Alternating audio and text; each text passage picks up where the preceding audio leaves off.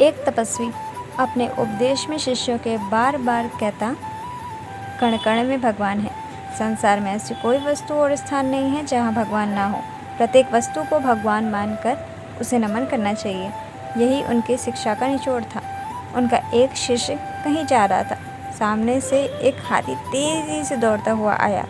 महावत लगातार चिल्लाया जा रहा था, हट जाओ, हट जाओ, हट जाओ, हाथी पागल हो गया है। शिष्य को गुरु का कथन याद आया। वह वहीं खड़ा रहा, यह सोचकर कि मेरी तरह हाथी में भी भगवान का वास है। भगवान को भगवान से कैसे डर। वह रास्ते के बीच में ही डरा रहा। यह देखकर महावत क्रोध से चिल्लाया, हट जाओ, क्यों मरने पर तुले हो। फिर शिष्य अपनी जगह से एक अंगुल भी इधर से उधर नहीं हुआ।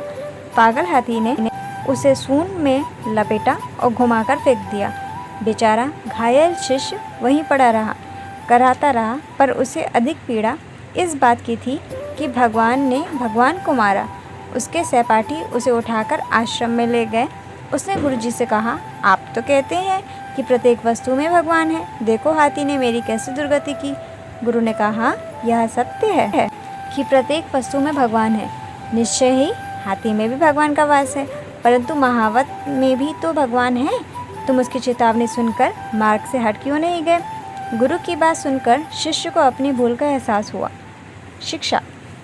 किसी शिक्षा को आधी अधूरी समझकर उसे प्रयोग में लाना बुद्धिमानी नहीं, मूर्खता होती है।